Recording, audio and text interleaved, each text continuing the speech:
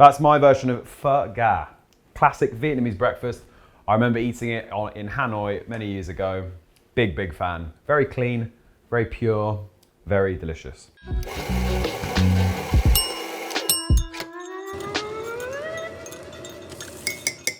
Welcome back to breakfast time.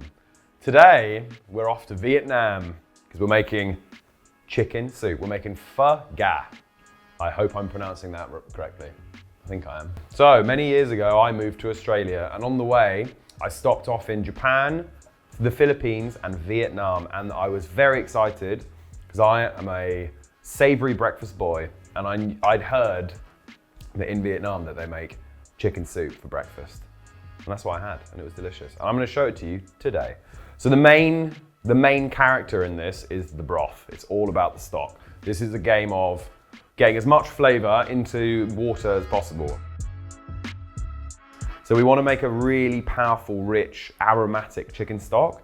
And to do that, you need to buy chicken. Now, folks, I think sometimes people get upset when I ask them to buy meat to make stock. And because a lot of people think that you should just use, like the leftover carcass of a roast chicken to make stock, but really, you need to be buying meat to make stock. Because if you just use like leftovers from roast chicken, you can do that. A lot of the flavor and a lot of the kind of power that chicken had has gone. You've eaten it, or it went into your gravy or whatever. So, buy something cheap like chicken wings. Chicken wings are pretty cheap, and they're the perfect vehicle with which to make stock. Because in a chicken wing, I'm just gonna hold one up and show you. This is the drumette. So if you don't know, this bit is this bit on the chicken. And inside these wings are basically every bit of a whole chicken. Because in an ideal world, you'd make stock with whole chickens, but that's very expensive and we don't want to do that.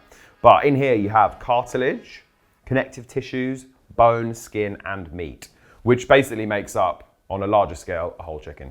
So what we've got here is everything we need to make a very rich, delicious, flavoursome stock, and it's much, much cheaper. I'm gonna be smart here and take off a few of the pieces that aren't gonna be, optimal for stock making. So we're gonna take the breasts off.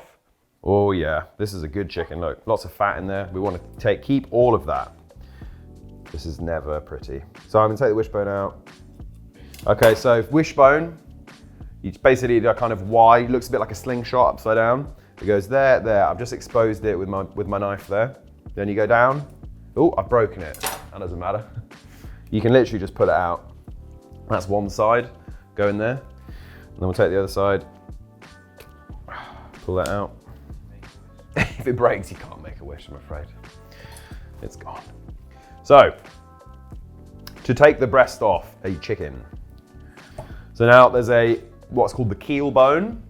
Call it the keel bone because the chicken walks around like this, and this is the keel of the chicken, like a boat, So find that, this goes straight down the middle.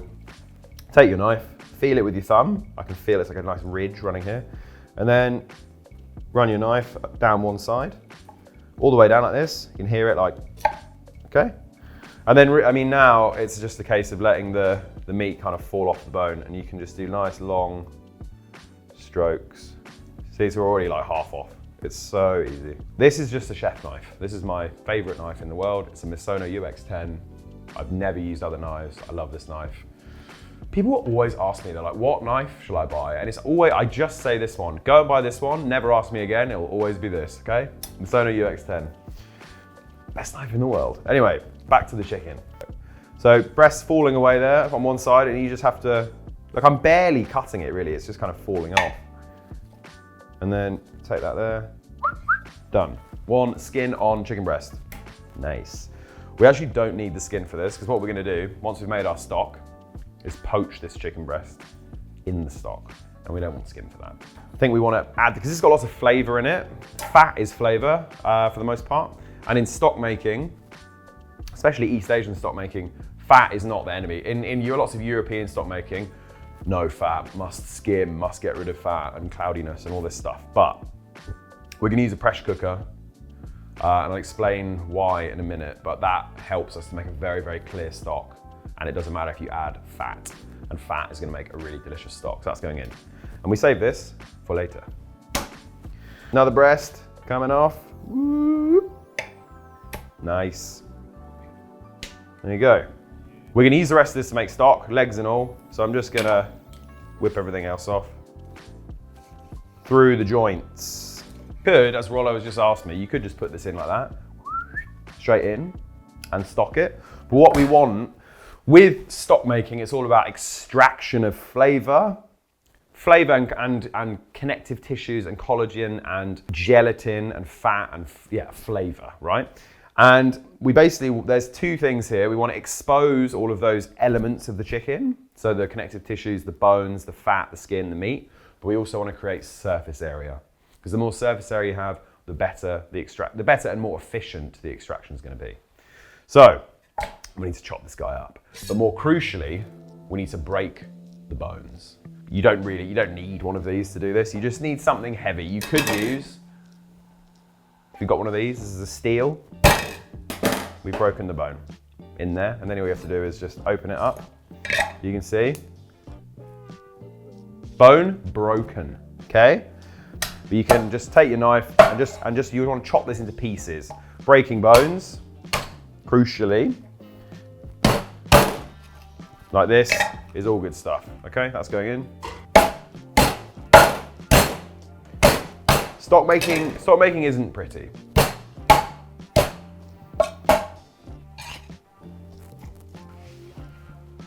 Clean your board. And now, while we prepare the aromatics, what I'm going to do is cover this with cold water, bring it to a boil, and then dump that water off. I'm going to bring that to the boil, let the scum rise, and then we'll dump it off. Aromatics. But yeah, we need to burn this ginger. I'm just going to do it on my stove. Holding it like that. So just going to bring a nice, like, gentle char to the broth. Little tiny little bit of smoke, and wake the ginger up a bit. Char on our ginger. Don't want it to be like burnt to a crisp, but you know, just a little bit of flavor. Smells really nice, really nice. Onion, I'm just gonna peel. I want this to be very pure, very clean. Put all of that away. Save that for stock. Stick of cinnamon, don't know. I just do that because I like doing it. You don't need to do that. The ginger that I just burnt, I'm just gonna cut that roughly chopped. You can see, look, it's steaming. Smells good. Just chop that like that. The long road to flavor. Boiling, there's like a nice layer of scum on the top. This, I won't get rid of this. See how I just rinsed that off? We're gonna go more bits out. So we're gonna go in with our aromats.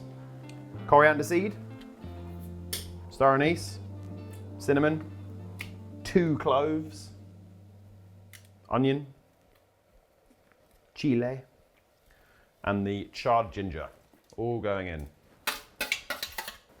Maybe half a teaspoon of salt.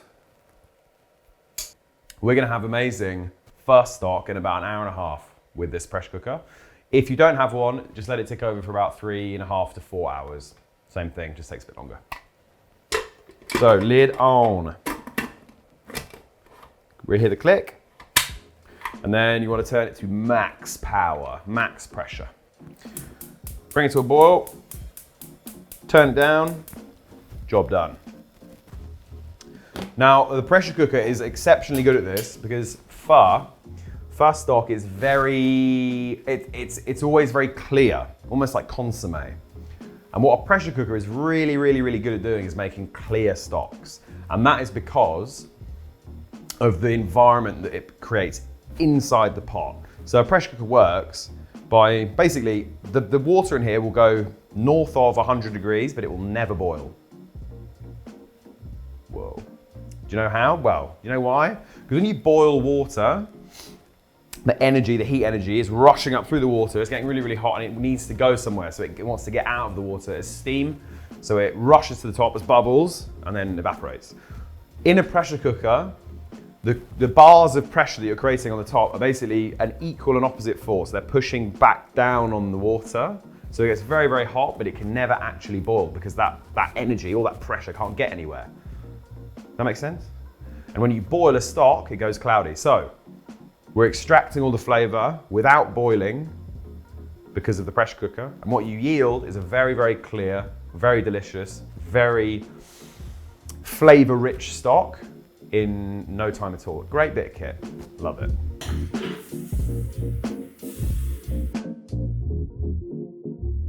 Shall we have a look? It smells fantastic.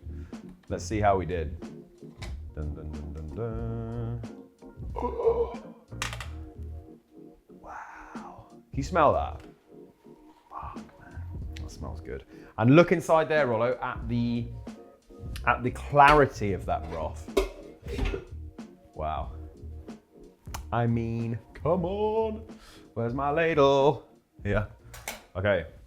So, first impressions, I'm getting lots of chicken, first of all. Ginger and a little tiny bit of char. Lots of cinnamon. I can smell the spices. I can smell the Star Anise for sure. But I just want to demonstrate to you how clear and beautiful that broth is. Yeah? It's almost like consommé. Obviously, it's not consommé because there's a shed load of fat on the top of it. But I mean, not bad. Oh, so nice. Once this has, basically, when you taste like an unseasoned stock, it's like all of the flavors, they're there, but they're like a little, somebody's kind of whispering them in your ear. They're there, but you can't really hear them. As soon as you season it, it's going to be like, right there. Oh my God. This is fantastic. Very, very pleased.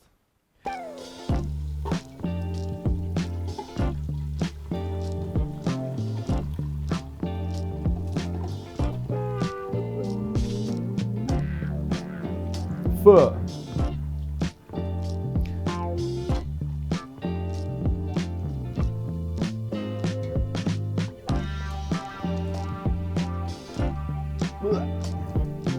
It is pretty gnarly, yeah. Beautiful stock. Little bit of salt. So this is just that chicken breast that we took off the bird earlier. Straight in. This is good for all you protein heads out there. One of the family. We're going to cut up some garnishes. Now, garnish-wise, I'm keeping it pretty classic. From memory, there is some nice thin sliced onion. So I'm going to do some nice thinly sliced onion, some spring onion, greens, and then one of my favorite memories from being in Vietnam is the sheer amount of herbs that are flying into everything. So I've got what I could get really. So this is some nice anise.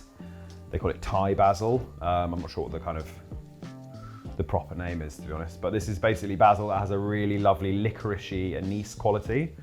This is everywhere in that part of the world, and I love it. So we're gonna use some of that. Some good old coriander or cilantro. Just gonna whip that off. We've got some bean sprouts for some crunch, and flat rice noodles, which I'm just gonna soak in some boiling water. Like chives. See that in there? There's like lots of little round pieces of coriander. All of these things are basically like nice, bright, fresh, savory things, right? This onion, the grain kind of runs this way. So I'm gonna cut that way. Nice and thin, little slivers. I don't know. Anywho, I'm just gonna run my knife over this once, just like that. Boiling water. Just drop these in. Just give these a little soak, just until they're soft, 5 minutes. Just nice and firm, not like rock hard. This is pretty much there. I'm just gonna add a little bit of fish sauce that's gonna kind of bring it to life and add some like real umami, funky salinity to it, okay? So this, you wanna do this gradually. Don't go adding loads. Add some taste, because once it's in, you can't get it back. That much. And then, if you're tasting, here's a fun trick for all you double dip haters out there. If you're tasting and don't want to dip your spoon in, and you have to taste it a lot, take your ladle and just drop a bit on. Needs a bit more. And then you can go again, look.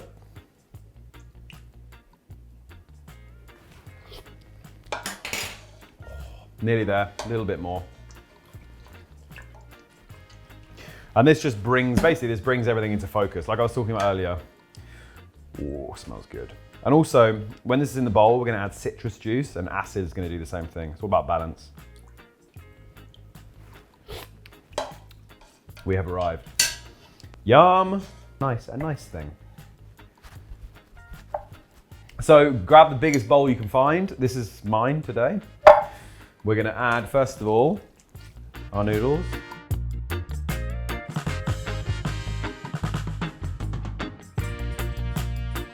That's about as clean of a breakfast as I can think of. Let's have a try. So, always a little bit of lime. I say always, I mean, if your soup is delicious and you might not need it, but I know mine needs a bit of a lift. So, a little bit of citrus. And then I like to just mix it all up, get in there.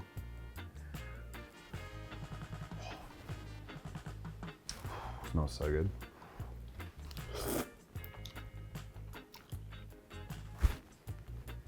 Oh yeah.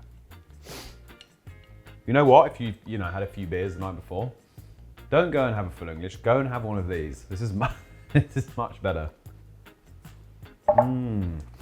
Oh, and sometimes you get a little dipping pot of hoisin and sriracha sauce. I really like that. So you do like a little kind of yin yang 50-50 situation. Every breakfast has to have red and brown sauce on it. So then you take your piece of chicken or your noodle or your tofu, whatever you're having with your pho, and you do a little dip.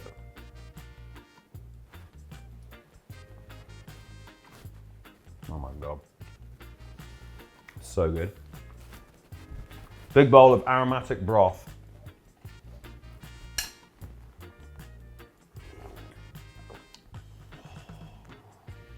Really nice. Big fan of this one.